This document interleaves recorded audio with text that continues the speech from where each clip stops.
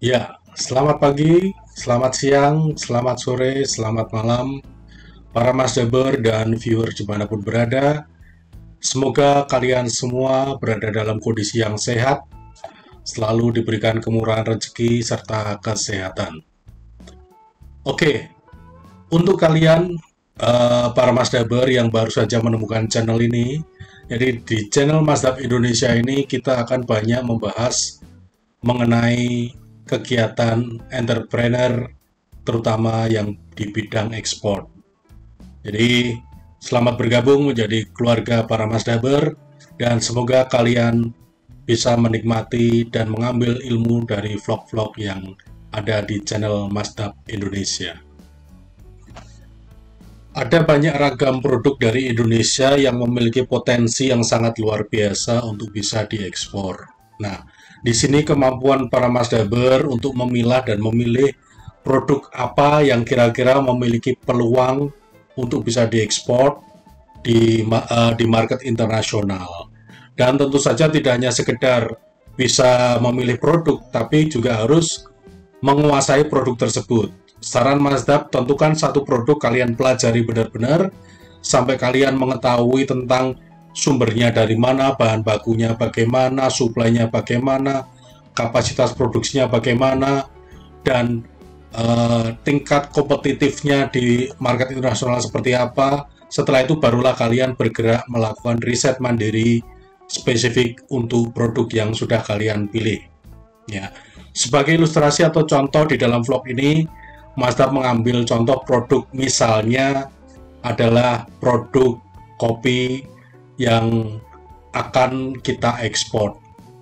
Seperti apa langkah-langkahnya? Ikuti terus vlog hari ini.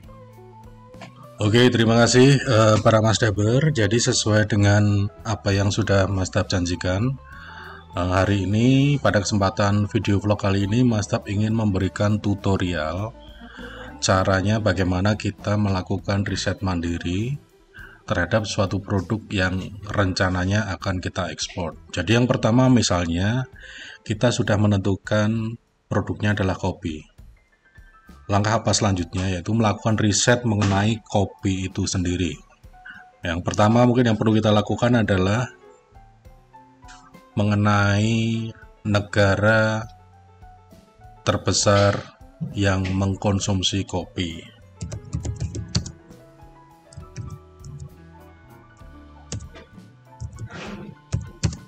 Mengkonsumsi kopi di dunia, ya, negara mengkonsumsi kopi terbesar di dunia. Oke, di sini kita menemukan berbagai macam artikel.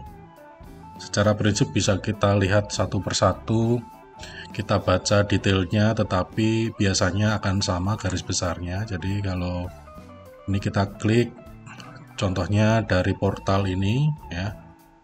Jadi kita mendapatkan data, ini berdasarkan data International Coffee Organization atau ICO 2017 negara Nordik termasuk peminum kopi terbanyak di dunia.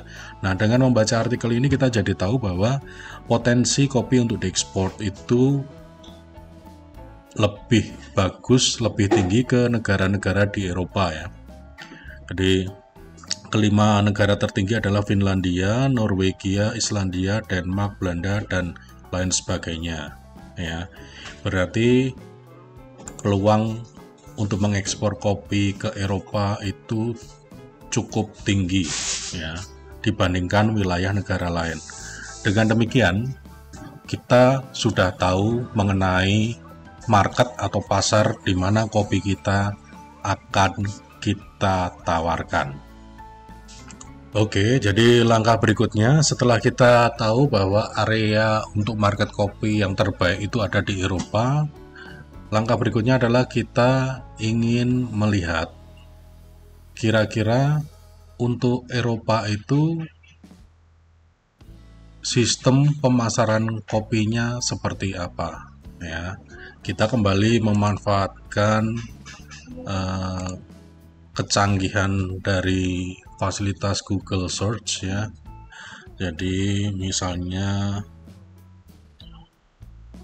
kemasan kopi di Eropa, ya. Oke. Jadi di sini kita bisa melihat hasil dari pencarian di Google, ya. Ada yang berupa artikel maupun yang berupa gambar. Itu kita bisa melihat, misalnya untuk model-modelnya, cara packagingnya kita bisa lihat di sini. Kita klik, ya. Ini lihat, bisa diperhatikan model-model packing yang acceptable, yang diterima di kawasan Eropa, ya. Ini seperti ini. Jadi artinya kita tidak sembarangan menjual tanpa kita tahu, ya. Terus di situ juga kita bisa menemukan informasi-informasi yang masih berkaitan dengan kopi, ya. Oke. Dan ini sebenarnya kopi ini adalah merupakan salah satu contoh saja produk yang kita lakukan riset. Bisa dengan produk-produk lain yang kita melihat. Misalnya kita punya produk, kita cek potensinya bagaimana, di wilayah mana, dan lain sebagainya bisa. Jadi tidak melulu atau tidak hanya kopi, ya. Jadi kalau para Masdaber dan viewers itu teliti, cermat, bisa melakukan proses-proses seperti ini, ya. Terus mungkin setelah itu kita ingin tahu negara pengekspor kopi kompetitor Indonesia, ya. Top 5 coffee exporter countries, ya. Jadi misalnya seperti ini, top 5 coffee producing countries. Jadi kalau dilihat, ya, ada urutan pertama itu masih dikuasai oleh Brasil, ya. Brasil itu dia berada urutan pertama, yang kedua kopi Vietnam, yang ketiga Kolombia, dan yang keempat Indonesia. Di bawahnya ada Ethiopia dan seterusnya. Artinya di sini kopi yang akan kita coba tawarkan untuk ekspor itu akan memiliki kompetisi khususnya dengan 4 negara yang lain, ya. Brasil, Vietnam, Kolombia, Ethiopia, ya. Jadi kita sudah punya gambaran kompetitor kita siapa sih, dari negara mana, gitu loh. Ini kalau kita bicara level negara, ya. Jadi nomor 1 tetap Brasil. Ini bukan mengenai kualitas kopi, tetapi lebih kepada kapasitas ekspor kopi, ya. Kalau untuk masalah kualitas kopi itu kan masalah selera, ya. Jadi di mana-mana itu selera orang berbeda-beda. Jadi potensi kita, meskipun kita berada pada urutan keempat, potensi kita tetap terbuka lebar, ya, karena para penggemar kopi Indonesia itu cukup banyak. Oke, tadi dari awal, ya, langkah-langkahnya sudah jelas. Jadi pertama itu setelah menentukan produk, kita cari tahu dulu, ya, negara mana sebagai konsumen kopi yang signifikan, ya. Dan ternyata sudah diketahui bahwa negara-negara Eropa. Yang kedua, kita juga sudah mempelajari mengenai packing atau kemasan kopi yang ada di pasaran. Seperti apa yang diterima dengan standar ekspor. Dan baru saja kita mempelajari mengenai negara produsen kopi terbesar di dunia yang bisa kita lihat sebagai calon kompetitor kita atau Indonesia. Di situ tercantum urutan negaranya masing-masing, ya. Setelah itu apa yang harus kita lakukan? Tentu saja kita harus mencoba mencari tahu importer atau toko-toko yang menjual produk kopi di Eropa, ya. Kita masih menggunakan kecanggihan dari Google Search, ya. Jadi itu misalnya dengan kata kunci, karena kita bicaranya sudah di luar negeri, misalnya ambil contoh, kita menggunakan kata kunci coffee importer in Germany. Germany adalah negara Eropa termasuk negara besar. Jadi meskipun konsumsinya itu terbesar tidak ada di Jerman, tapi negara Jerman merupakan salah satu pintu masuk untuk kita bisa memasarkan produk kopi di Eropa. Oke, ya. Jadi dengan kata kunci coffee importer in Germany, kita menemukan banyak hasil dari pencarian itu. Nah, secara prinsip Mazda menyarankan kalian para Mazdaber kalau memang serius, itu kalian coba teliti artikel per artikel ya. Supaya apa? Supaya kita bisa mengetahui dan menemukan informasi yang tepat untuk kita melakukan penetrasi market ya. Oke. Mazda coba milih yang ini, Coffee Import Europe.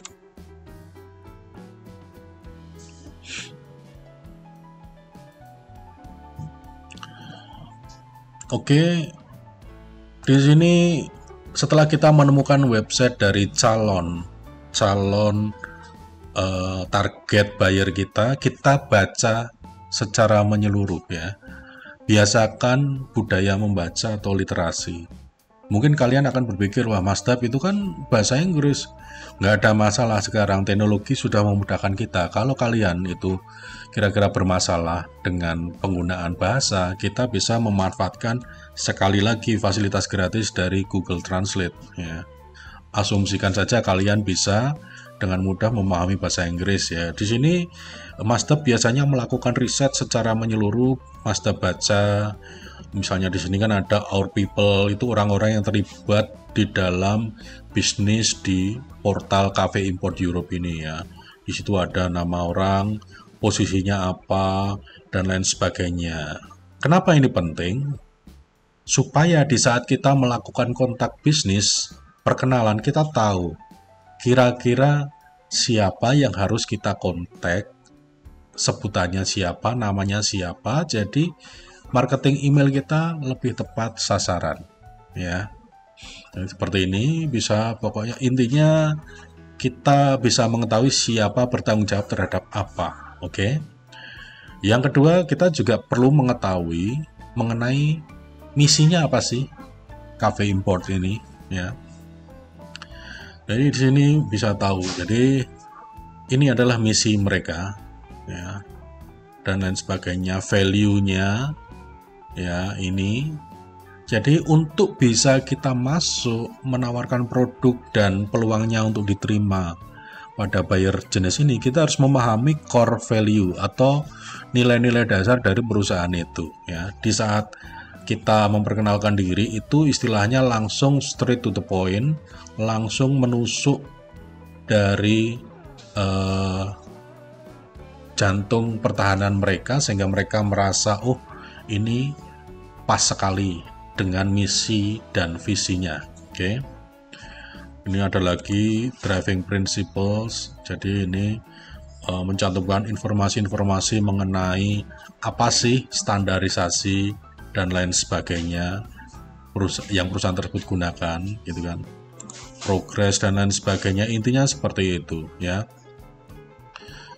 Jadi terus kita juga bisa mencari tahu mengenai cara mereka ya, ini seperti ini. How we buy coffee. Buying the best coffees means buying coffees better.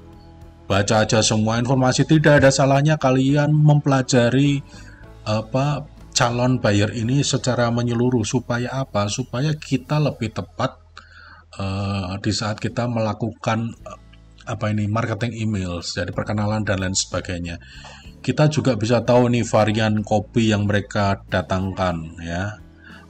Yang di Indonesia ini ada Java, ada Sulawesi, Sumatera dan lain sebagainya. Artinya dengan sederhana ya, bahwa buyer yang memiliki portal cafeimports.com itu juga mendatangkan kopi-kopi dari Indonesia. Berarti cek ya, bahwa buyer ini merupakan salah satu buyer yang bisa kita jadikan target operasi untuk marketing. Oke, dari halaman di portal website ini kita bisa tahu bahwa buyer tersebut, Cafe Imports Europe, itu dia mendatangkan kopi-kopi Indonesia yang berasal dari wilayah Banjarnegara, Bromo, Ijen Raung, Prianggar, Temanggung, Wonosobo. Ini untuk yang Java ya, ingat. Ini baru untuk area yang Java. Kita juga bisa lihat lagi di luar yang area Java untuk Indonesia. Kita klik yang Sulawesi.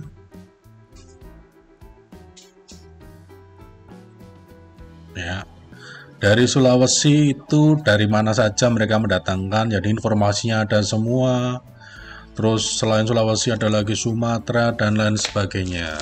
Jadi keuntungan kalau kita memang bisa dengan cermat memanfaatkan fasilitas internet itu banyak sekali informasi yang membuat kita menjadi bertambah pengetahuan, sehingga langkah-langkah kita nanti untuk misalnya merintis usaha ekspor dalam hal ini contohnya adalah kopi, itu kita bisa mendapatkan informasi yang komprehensif ya.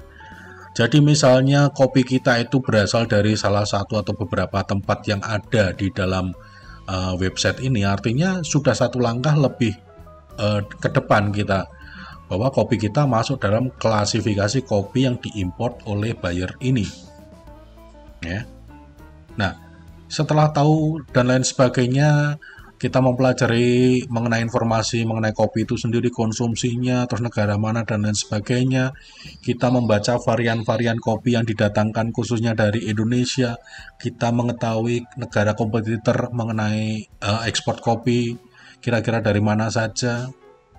Apa langkah selanjutnya? Oke, sebelum dilanjutkan vlog ini, silakan diberikan likes, di-share, di komen, dan tentu saja supaya channel ini bisa menghasilkan video-video yang lebih baik dan lebih bermanfaat, subscribe channel ini segera dan nyalakan notifikasinya. Oke, baiklah, setelah tadi kita mempelajari asal kopi terutama yang dari Indonesia, varietasnya seperti apa, kita kemudian bisa mendapatkan informasi lain juga dari portal atau website calon buyer tersebut. Misalnya ini mengenai education. Ya, ini perlu kita pelajari juga bahwa informasi-informasi ini akan memudahkan kita di saat kita melakukan penawaran produk kepada calon buyer ini ya. Jadi terlihat sekali bahwa di sini mereka itu selain memang tujuannya adalah berjualan, juga mengedukasi calon customer atau masyarakat dengan cara menerangkan mengenai origin atau asal dari kopi tersebut, varietasnya yang mereka jual apa, terus apa sistem pemanenannya, sistem processingnya dan lain sebagainya, roasting ya, sampai inovasi-inovasi dan alamat atau maps di mana jaringan mereka ada ya. Nah, oke, terus kita juga butuh tahu mengenai purchasing info atau info pembelian. Sebenarnya halaman ini ditujukan untuk calon customer, calon pembeli dari cafe import. Tetapi tidak ada salahnya kita mempelajari mengenai kebijakan-kebijakan tentang cara cafe import Europe menjual produknya. Oke, kita klik. Oke, ini adalah halaman Working with Us. Jadi di sini kita bisa membaca semua informasi yang berkaitan dengan cara mereka menjual produknya. Bisa dilihat ya. Jadi selalu diberikan link-link untuk informasi lebih lanjut, termasuk di sini ada misalnya mereka melayani permintaan sampel atau sampling, itu gimana ya, itu sampel diberikan secara gratis dan lain sebagainya, dibaca terus paymentnya mereka dengan konsumen mereka itu wire transfer atau transfer bank ya. Jadi ini ada keterangannya dan lain sebagainya. Harga ya, mereka mengatakan bahwa harga sengaja tidak dipublikasikan di website ya, karena berkaitan dengan adanya fluktuasi harga ya, dan untuk mendukung order-order yang berbasiskan kontrak ya, contracted orders. Jadi kalau order berbasiskan kontrak seperti itu biasanya memiliki harga khusus ya. Dan ini yang penting, coba dibaca. Di sini adalah please note, harap diingat bahwa cafe import is a wholesale business ya. Wholesale business, bukan retailer. Artinya dia tidak menjual langsung kepada end user atau konsumen ya. Therefore, it is not permitted to sell coffee to the general public. Ya, benar nggak ya?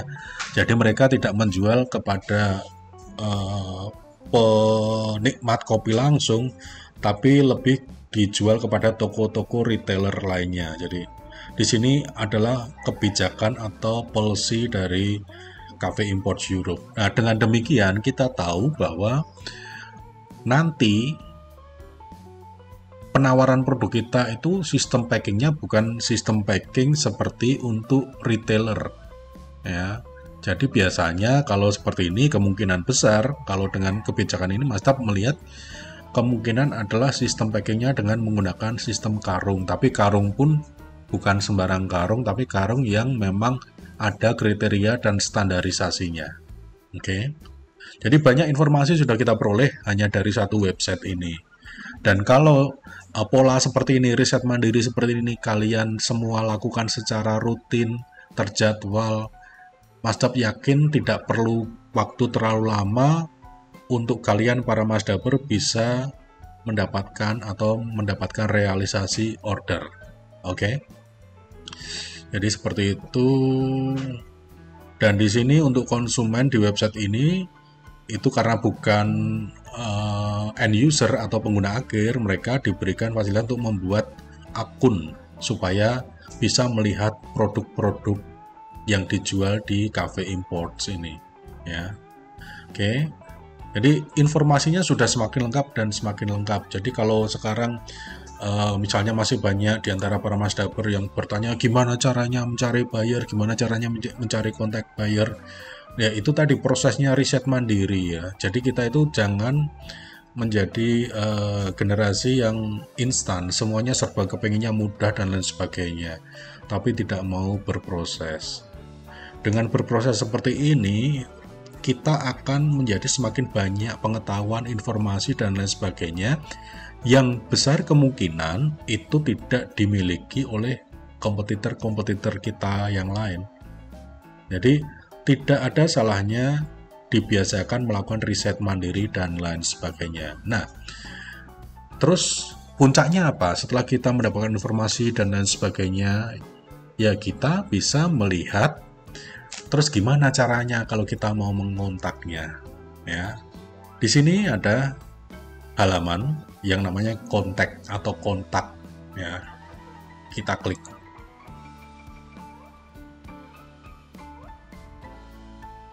Ya, oke.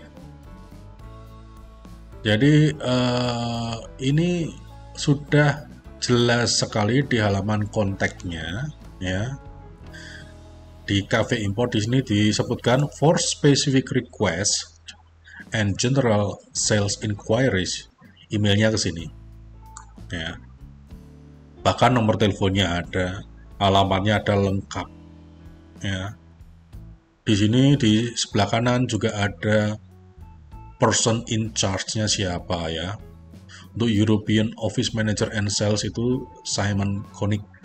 Untuk salesnya Adriana Ren dan lain sebagainya, customer dan lain sebagainya, Green Coffee Buyers. Jadi ini adalah nama individu-individu yang bertanggung jawab untuk pembelian biji-biji kopi yang belum di roasted ya, yang masih hijau, Green Coffee Buyers. Yang bertanggung jawab sensory analysis dan lain sebagainya. Jadi kalau dilihat di sini ya, ini jelas bahwa mereka itu mengimport atau membeli bentuknya masih green beans ya, dengan adanya buyer khusus Green Bean Coffee Buyers. Namun demikian tidak menutup kemungkinan bahwa buyer ini juga memiliki policy lain di dalam pembelian produk kopi. Jadi itu nanti bisa dicari tahu dengan korespondensi yang intens ya.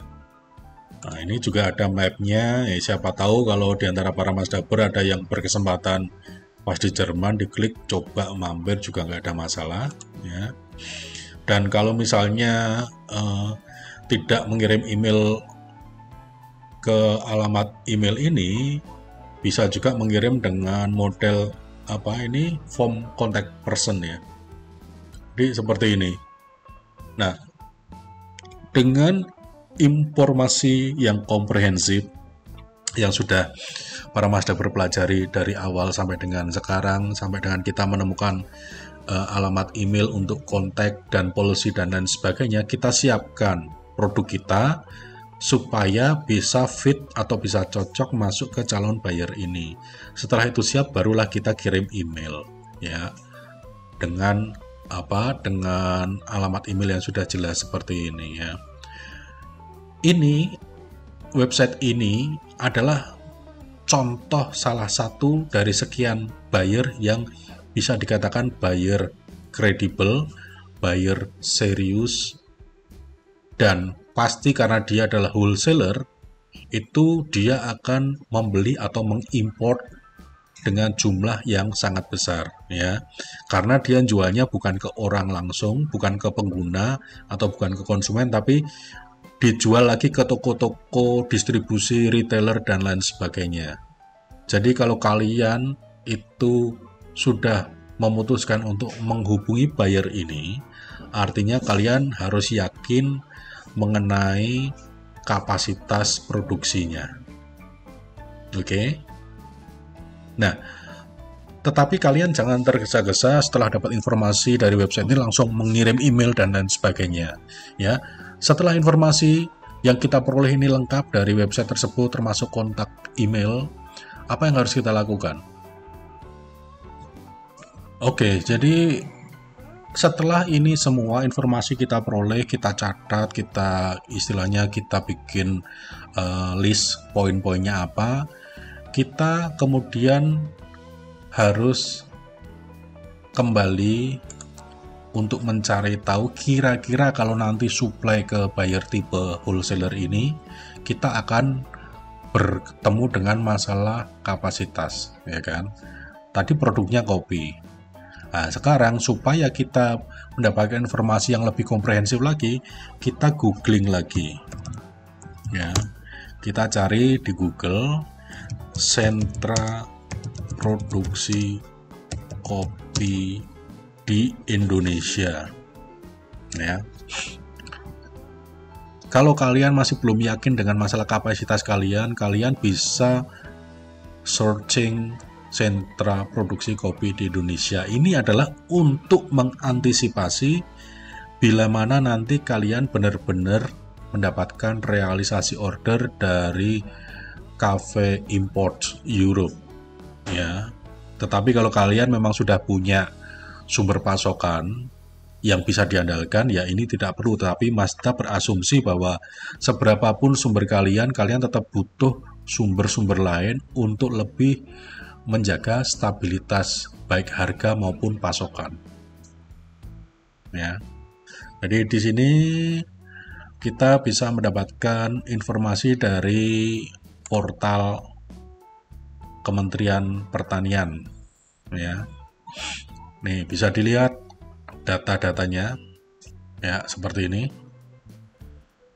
Ini produksi luas area produktivitas kopi. Ini secara umum informasinya sudah ada semua. Jadi kalau kalian selalu bertanya, bingung dan lain sebagainya, atau informasi yang kalian miliki hanya parsial dan kalian tidak mau melakukan riset mandiri, sebenarnya di dalam internet itu kalian bisa mendapatkan informasi yang benar-benar komprehensif dengan catatan kalian serius, kalian tekun, dan kalian cermat. Di sini kita bisa tahu ya, luas area lahan kopi di Sumatera Selatan itu berapa, produksinya berapa ton, ya, produktivitasnya bagaimana. Nah, ini kalian butuhkan pada saat kalian sourcing supplier, ya.